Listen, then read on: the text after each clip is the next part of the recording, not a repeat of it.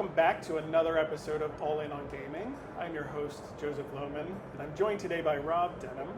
He is the Vice President of Sales and Product Management for the Europe area for a company called TransAct. Rob, welcome. Thank you for giving us some time. Thank you for having me. For those who are unfamiliar, give me a little bit about your background.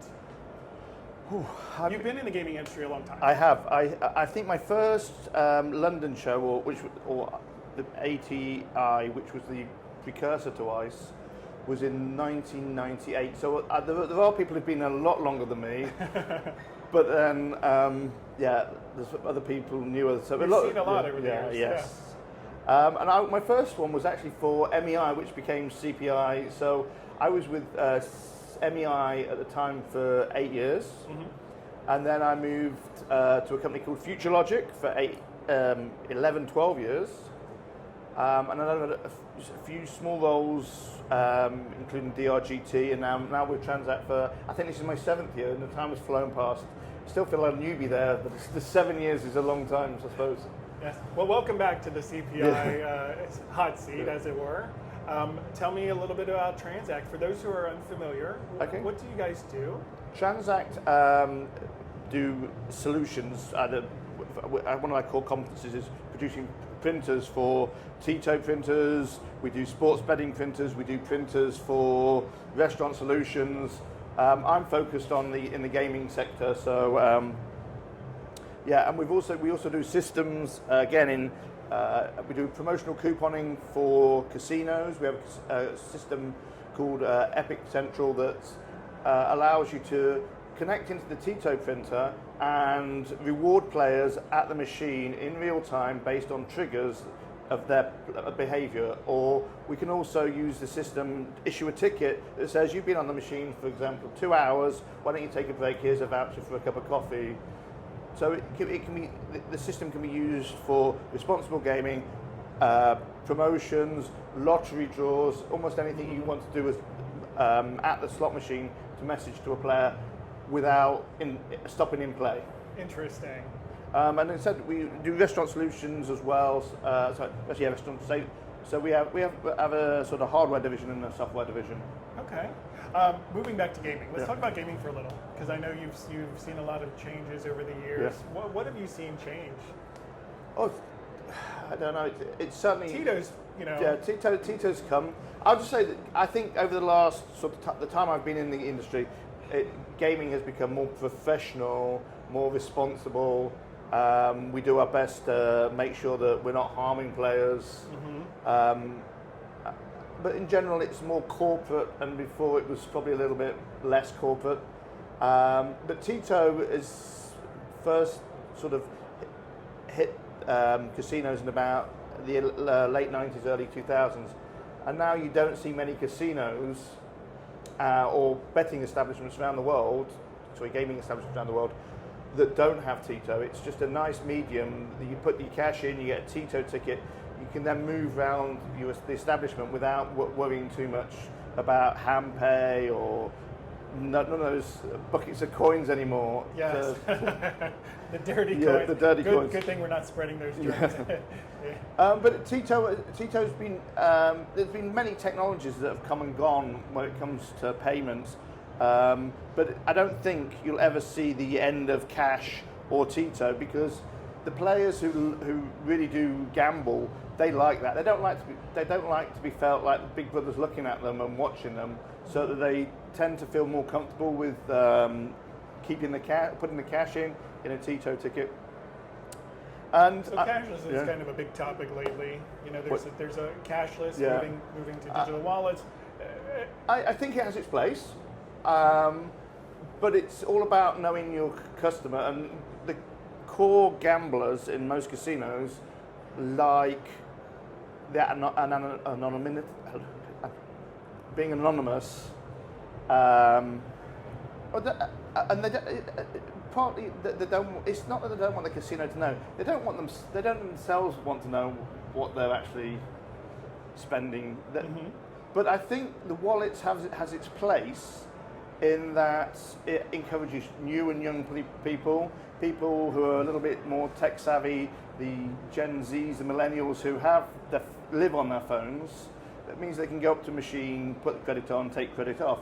So it has its place, but I don't think... For those who are unfamiliar with technology or don't, it's a little bit of a burden to move to that type of digital wallet. Tito kind of helps them. Yeah, and I think not only that, adults are a little bit more wary about the technology being hacked, being tracked. Mm-hmm. So, and I don't know.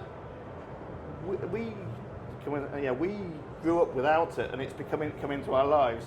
So, but a lot of people have had it in their lives the whole life, and so they'd be a little bit more accepting of it and more trusting. So I think yes, those sort of applications have their place in the world, but I think that both technologies will move forward. I remember when I first started for Future Logic in 2004. At the time, Tito was just taking off, and we felt that we probably had 10 years of Tito, and then cashless would come along, and cashless hasn't replaced Tito. I can tell you I know one casino in the world that's gone from Tito to card, but I can't tell you many casinos that have gone the other way. I mean, I'm sorry, a lot have gone the other way. I mean, it's hundreds have gone the other way. The card, which was supposedly taken over from Tito, never did. But I think if things were in harmony together, they work well. But I don't think people would accept just moving to a wallet on a phone not for the next 20, 30 years. Yeah. Plus, it's a lower entry into play. I mean, as a casual gamer, it's not having to track the app or download the app or update the app or carry a card. It's a nice little it's like instant when I go to Starbucks and I tap to get my points, the number of times I go in, tap, and it goes, oh, you need to update the app, and you're like... and by the which time there's a queue behind you, and you've gone, oh, okay, I'll just... And it's just messy. Well, I wouldn't say messy. It's just a bind. So it's sometimes easy just to have that cash in, Tito out. There's nothing that it's proven itself time and time again over the years that it works. So yeah. And when it comes to gaming, customer experience is king. Yeah. You want to make sure you have a good experience. And the casino wants the player to get the money in as quickly as possible, and wants to make it easier to move around or come off the machine. Yeah, and move to another one. It's not. So what, you guys are here, you're Yes. exhibiting here at ICE. We're in Barcelona in January 2025. Mm-hmm. Tell me what you're exhibiting. What's some of the new hot stuff that you guys have? Well, this year's a real consolidation of technology. We're showing the Epic Edge, which has been around for a few years. We are showing Epic Central. We're really pushing the new part of that, which is Mobile Host, which is a mobile app for an iPad that goes for the hosts, not the customers. And we can track which players are hot, which are not, but then reward players without interacting with them, because players don't necessarily want to be interacted with. They want to be, if they're sitting there in the zone, they don't want to be taken away from that experience. So we can issue a ticket with a promotion, a message, like as we said earlier, take a break, or come back next Wednesday for double points, or whatever you want to do, message, however you want, and we can tailor those. And consumers like that kind of? Yes, because it's not a disruption to have a ticket suddenly pop out when you weren't expecting. It is, but they're not. It's a nice surprise. Yeah, it's a nice surprise. It's refreshing change to have something. Oh look, come back Wednesday, you can get this, or have a meal at the restaurant, or it's good. Or one of the things that we've done in Europe a couple of times. We've seen casinos wanting to do lottery draws with them. So every certain amount of gameplay, the value they get issued with a lottery ticket, they fill the names in, or if they're a carded player, and then they go and put that in a drum, and then and I think one of the casinos even did that, and then the prize was a Ferrari. Nice. Yeah, so it's a very flexible system, and yeah, customers who have it absolutely love it. Yeah, you've had good reception here. A lot of people interested. Yes, it's great. The other thing that we are not fairly new and probably the first time in Europe is our TR80 roll printer, which is a sports betting printer for a robust product. When we tend to have the premium product, so it's not going to fit in every application. But when you need a perfect ticket every time, it prints and cuts the ticket before the ticket's issued to the player, so the ticket is perfect every time. You know, sometimes if it's printed and you've got your hand over it or something, a pint in the front of the exit, or someone's leaning on the machine, the ticket can crumple up and then the machine goes down. So that leads to fewer technical errors? Fewer technical errors, yeah, and it's for sports betting, for customer service intervention, that type of a thing. Yeah. Okay. So it's really for sports betting and those applications where you need that perfect ticket, because you know every seat doesn't necessarily have to be perfect every time. You know, the number of times you get a receipt and you can't even read that, so people don't mind. You need to make sure it does what it needs to do. Yeah, so it's very much focused, that product, on those markets, video lottery tickets as well. So. Okay, and then what's next for TransAct? Where are you guys planning future innovations and your attention? Oh, that would be telling, wouldn't it? 'Cause